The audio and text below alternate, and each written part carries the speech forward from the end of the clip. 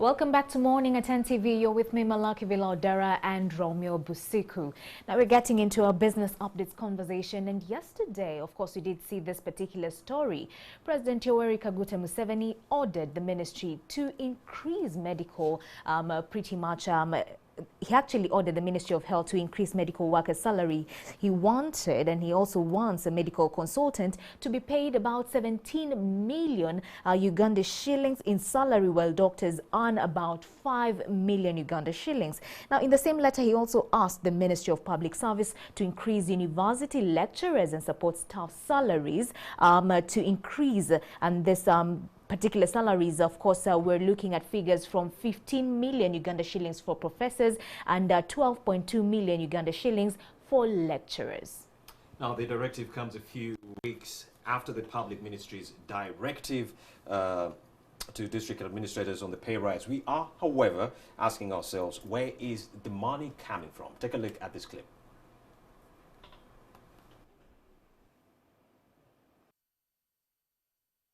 Medical workers and teaching staff in public universities have laid down their tools demanding for better pay. These groups have engaged in several meetings with the government, even with the president himself, to find a solution to their pay concerns. Last evening, the president directed that the Ministry of Public Service and other relevant authorities put into effect a number of salary enhancements for doctors and lecturers at public universities. In line with the president's directive, directors of science will be paid 16 million shillings, doctors 5 million, and senior consultant medical 17 million. One of the many interventions that will attract highly skilled labor to be supplied to especially hard to reach areas like Moroto Hospital, where we were recently, and we had our AGM there with the branch. Very many doctors are interested to go to Moroto. The structure of Moroto is very good, the hospital. Those to benefit from salary increments at public universities are lecturers who will earn between 7.3 to 12.2 million shillings from the current 5.3 to 7.3 million.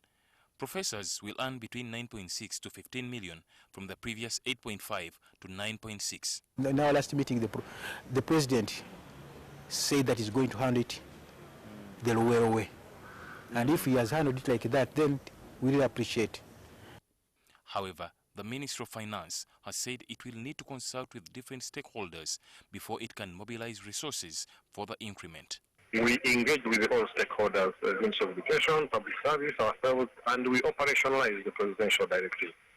It means looking for resources, even in case the resources are not there, or where resources are, within the fast track. In other words, bring it forward and implement it. Technocrats tend to frustrate these processes, and we wait to see whether it will pass, it will see the light of the day. Oboko also believes that with the public now has leverage to demand for better service delivery from the health workers. And quite frankly, if you pay them 17 million, maybe take home is about 12, there is no reason why they should not work at least 5 days of the week, 8 to 5, and attend to Ugandan patients. Now, in studio with us, we have Dr. Fred Muhumuza, an economist and former economic advisor to the Ministry of Finance, to help us understand where the money for this pay rise is coming from. Good morning, Dr. Fred Muhumuza. Welcome. Welcome. Good morning. Good morning, Carol. You're welcome. Now, last budget reading, 150 billion shillings was earmarked for this supplementary pay rise. Where is the money coming from? Supplementary, as you've mentioned it will be supplementary certainly, because if it hadn't been budgeted for, so it's going to come from somewhere and to be voted possibly as a supplementary if there was no provision. Now, that somewhere could be what is going to go out. I think that is the other concern you want to have.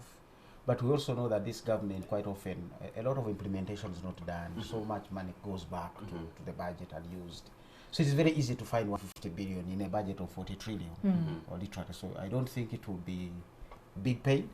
They will look through which projects are not likely to come through.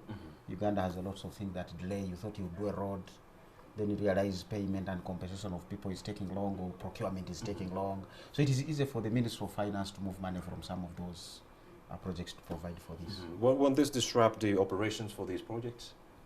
It will, but some of them won't even start anyway, so you don't get disrupted. It is the program that will be disrupted, because quite often we have like budgeted to do transmission lines, you've budgeted to do a road, you've budgeted to do quite many things, but which require prior funding and preparation. You have to sign agreements, you have to do the procurement. And at the end of the day, people tell us the procurement was not done. So some money has got to go back, or the project has not been done. And it is easier to use that money. But now the issue you want to be looking at going forward is salaries never move back. Because this is now going to be a continuous spending. It's not a one-off like the CPC conference that Parliament has just held this year. It's not coming back. This is now the trend.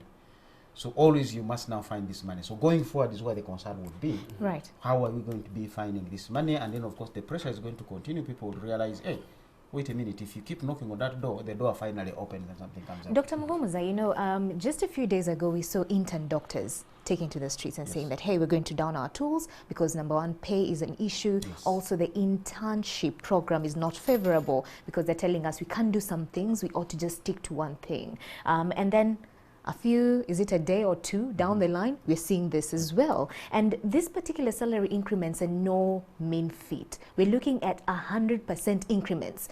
For example, when I'm looking at senior consultant, currently they're getting 7.3 million shillings. But according to this directive by the president, he wants them to be paid 17 million Uganda shillings. What is the rationale? This is actually over 100% increments. It's partly because the increment were long overdue. Government takes long to revise their salaries. You should be revising salaries. In institutions like NSSF, I think they do annual adjustments to catch up with whatever inflation it was. So if you wait too long, then you're going to shoulder the burden of having to do those big leaps. So it should be within the government domain to say, at worst, every national planning cycle, which is 5 years, you should be revising the salaries. But it should even be better to do it every 3 years. So you can peg it to the inflation, cost of living. There are ways of computing those indices so that at the end of every 3 years, you know that somebody was giving 10,000 shillings and was buying 4 items. The items have gone up, now he's buying 3. Right. How do I get this person to buy another 4 items again? So they need to capture that, just like we used to shift our dollar those days. Energy tariffs, they used to be fixed and they were not moving. Now you see women adjust energy tariffs every 3 months. So you want to have those normal trends that every 3 years you do a revision to avoid these kind of surprises. So what you're saying is that this is warranted somewhat? It is warranted, it's long overdue. But now they are trying to catch up with the backlog of things. And that of course hits you hard. That's not very good planning. The good planning should be do incremental increases. In bits. In bits, so that they don't shock you that much. But also you are not going to get into the thing that you are responding to strikes. Because people will always be waiting. After 3 years, government is going to come and respond. My employer is going to respond. Right. So you build a very good relationship with the employers, but you're also signaling, because this is not just about these guys earning their money. It's also signaling to say, if I'm your landlord, are you going to be able to pay? You haven't paid for this month, school fees is coming. You're giving people some kind of comfort in their lives to plan. All right. That's the whole point of signaling and giving signals that people can work with in their lives. So it's a good thing. It's going to benefit many other people. Suppose when you get your salary, the school where your child is going, you see the doctor who has been knocking on the doors of the headmaster, please, I'm sorry. Now that headmaster will be comfortable. One parent less. At least this consultant should be able to pay for their children, so the school has some money to rely on to do their own planning, food, and paying of the teachers. So it has very many things that we call a multiplier effect in the economy. So it's a good move, much as it's going to cost us because it's just coming in as a strike. All right. Well, Dr. Muhumuza, the first group of science teachers to get a pay rise were the lower level science teachers. And they were given 1.6 million Uganda shillings. But then there were complaints this year that some of them were receiving only 1.2 million shillings. Now, if this money is affected and some people are getting this money, will we see incidences of this repeat itself again? It might, the implementation always, as it has, the devil is always in the detail, because we still know that they are ghosts. So you might find most of these people, and I think many of them in reality have been on the payroll, but they literally left working with government entities long ago. They will go there either 2 days a week, just like Boko was saying, now we're going to work out 5 days. Many of them who possibly have even gone to study, but they have remained on the payroll of the institution, because the institution has nobody to hire. So it's trying to say, well, when you finish your 2-year master's course, please come back. When you finish this other study, please come back. So you're still here, but also you can come in. Now, that's going to be the detail to say who exactly is still on the job and is still willing to come back and be on the job. So that cleaning up to exactly fine-tune on where are they going to be paid is an important thing to clean up, and we might get some shortfalls.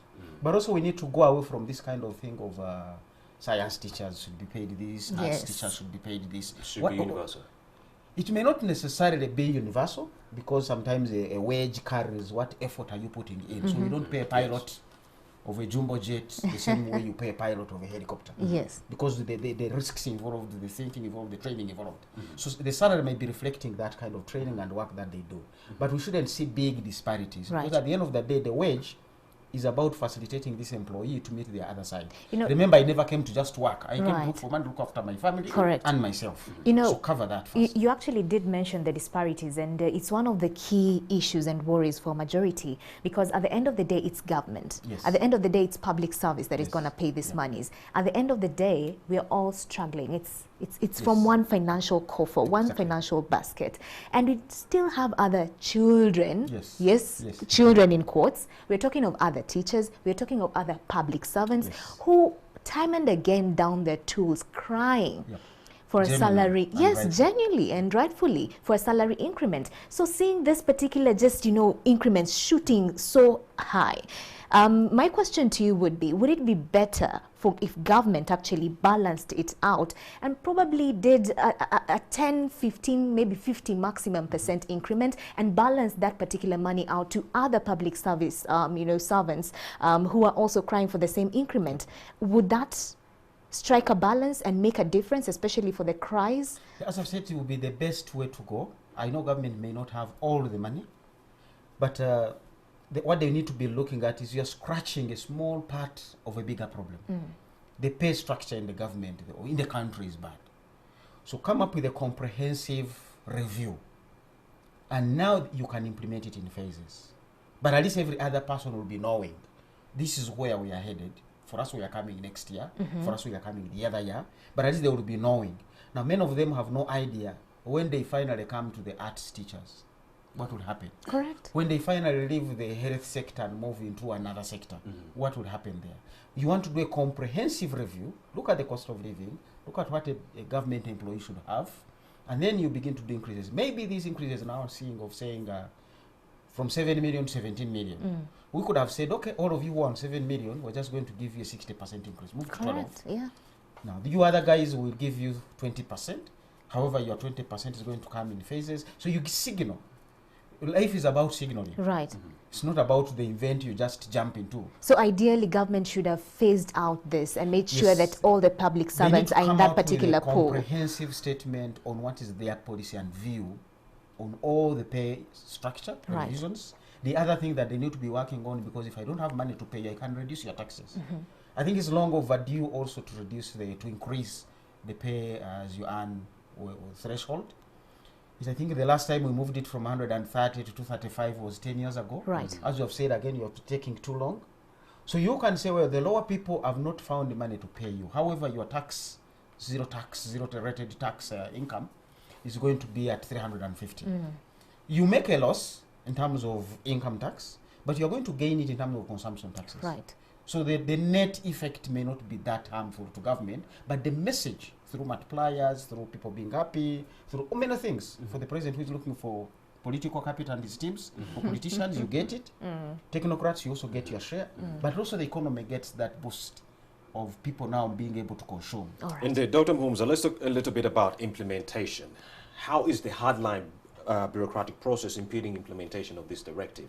Now, we understand public service permanent secretary to the public finance was not notified.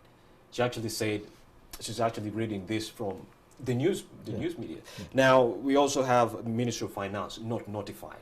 And they will be the ones to release this money. To look for it even before To they look release and it. release it. But then Yes. they were not notified. Public service not notified. So how is the bureaucratic process impeding this implementation of this directive? Of course, now they cannot say they were not notified anymore.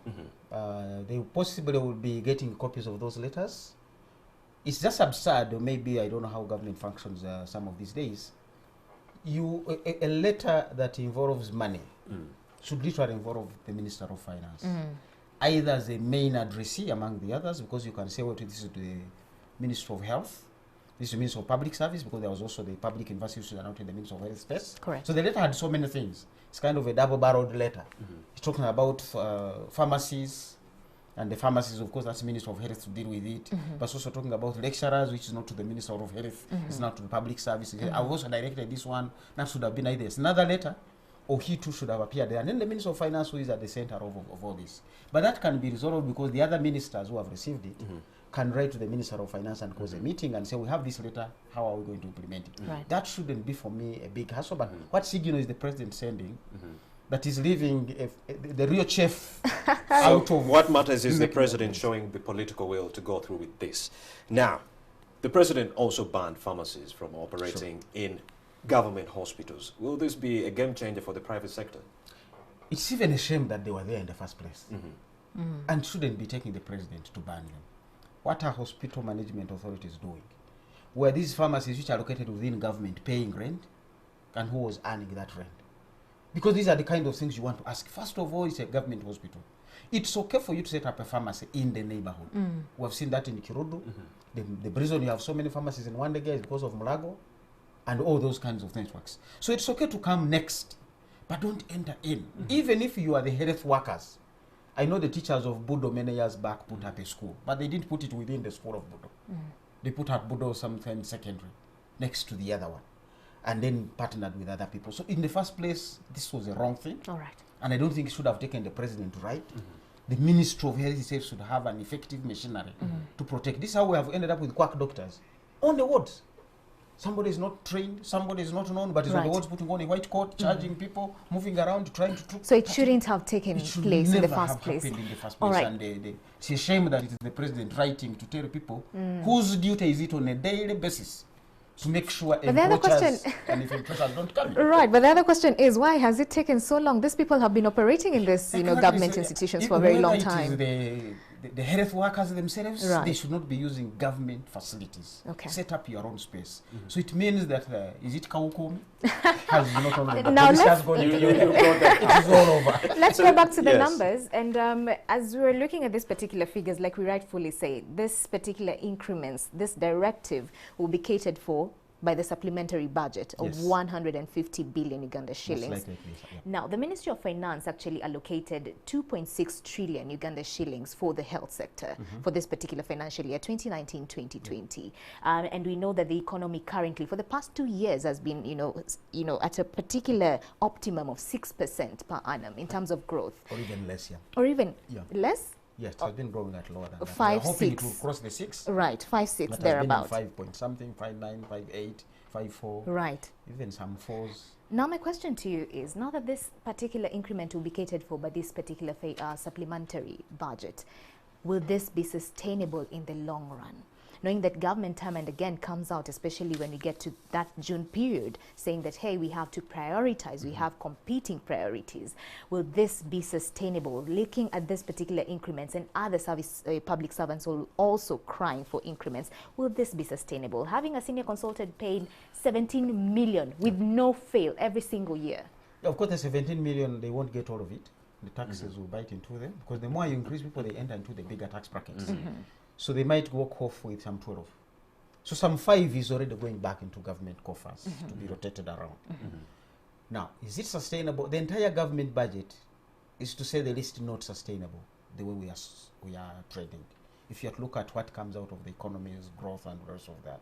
Because URA expects to raise about 20 trillion. Right. This is a 40.5 trillion.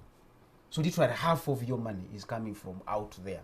You're either borrowing or I don't know what you're doing. You're rolling over a debt you couldn't pay, and so you put it back and say, please, I'm sorry I can't pay you, but assume I paid you and you get it back to me.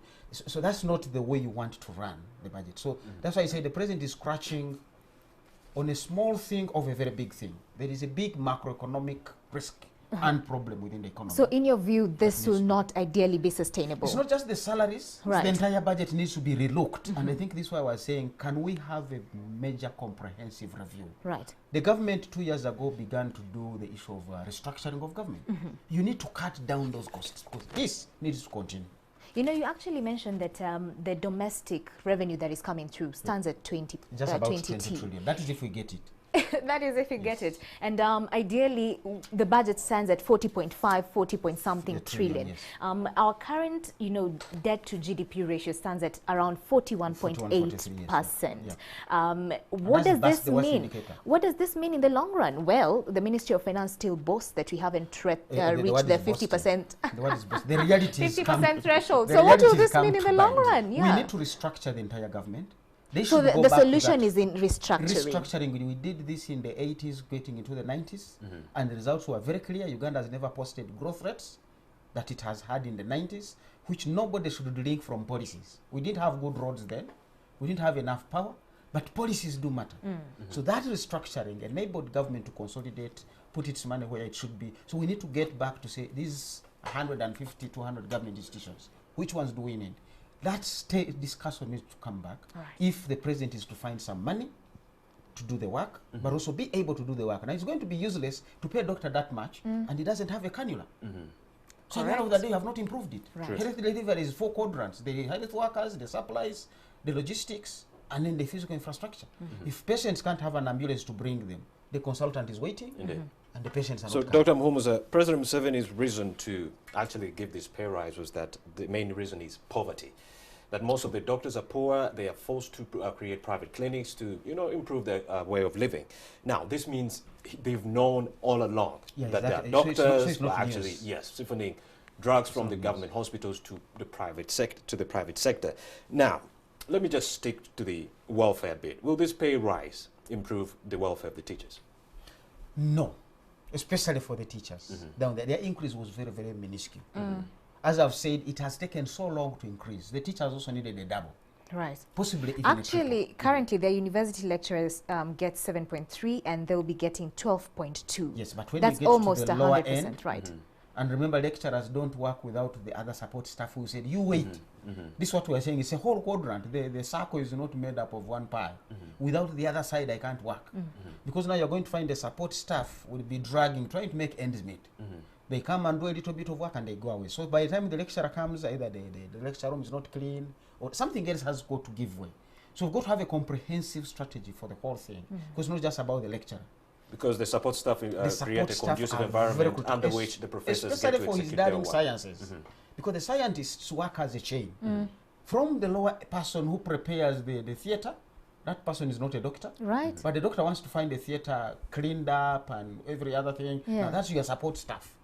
If you don't pay that staff as well, the lab is not going to work. Now, The Dr. theatre Muhumuza, becomes a dangerous place for disease. right. accumulation. What you're saying is quite interesting because the president sees it in a totally different Yeah, he light. does. Yeah. I'll Yeah. just quote him and what he had to say with regards to the same. When I direct that professors at public universities earn up to 15 million, the sweeper also asks for Exactly. an increment. Exactly. Just because they sweep near the professor. Yes. Does this sweeping near a professor make you a professor? This must stop. So what you're saying is that he ought to not look at it that way. He ought to make sure that Yes. the structure And is the president balanced. needs to know, let's just look at his security detail. It involves a sergeant, it involves a captain, it One of involves a everything. major, it involves one of everything, that whole chain. So you cannot say, no, the sergeant, because you stay next to the general, you are not part of critical. Right. This is the very guy you really want to facilitate. The professor will not turn up in a dirty office. This professor leaves work and the technicians in the lab are the ones who actually engage with the students. Right. To give them the chemicals, to give them all this kind. They're not teaching, but they're actually, some of them are support staff. Some of them may be teaching, but you need to be looking at the whole thing because we operate in an ecosystem. So, Dr. Muhumuza, you didn't answer my question. Which one was that? Tactical This money looks really good for the teachers. How will it fail to improve their welfare? It's too little, too late. As I said, increments must be every 3 years. Now, if you have taken 10 years or 15 years to increase, and then you add somebody 50,000 shillings, of which 15,000 is going into taxes. Remember what was the price of a house 10 years ago. That's what you're trying to reinstate this person on. He was in a house and they were paying 200,000 for a 2-bedroom house or maybe 3-bedroom house. Today that house is 400,000 and you're giving them 50,000. What is the price of tuition where this teacher takes their own child? And these days even government schools are not like government schools. The tuition is as much as the private schools, Right. because of these other things. So you want to come from the angle of cost of living. How far have I pushed them? what was the price of fuel then for a teacher who has a border to bring them to school? Or actually they have to ride a border to reach the school because of no houses at the school. So look at comprehensive things and say, I know where you need to be. I need to increase you teachers up to 1 million. But I do not have the money. However, I've given you a promise of over the next 3 years, and we have seen these kinds of movements and promises of government, but they have never been implemented. Right. So you want to go back, even if you are to use a rudimentary measure. Let's say $1 a day is our poverty line. Let every teacher not be among the poor, because he said this is about poverty. So, Mr. $1 a day for a person with a 5-7 member family, those would be $7 a day over 30 days. That person should at least be getting $200, which takes you to some level, and then you can top up from So, in your opinion, this money is welcomed, but then the fact that it's welcome, it's too little given the increased cost of living in the is country. high. We haven't solved their problem. So, ideally, what should government have done? They need to have a comprehensive strategy. We know government doesn't have the money, but it's because of the corruption. It's because of inefficiencies in the system. You have too many institutions.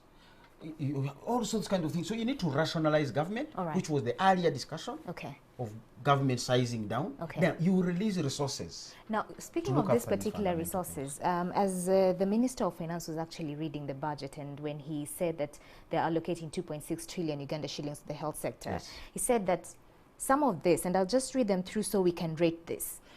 He said that the interventions that will be prioritized include in the health sector under this particular budget. Now, number 1, improve the functionality of lower level health facilities by providing additional resources for operations, upgrading the health center 2s, of course, to health center 3s, and so on and so forth. Do you think this has been given the optimum, kind of focus as they promised so far? So far, we'll wait to hear from the Ministry of Health what they are doing with that implementation and when they get the money. But also what is going to be the effect of that.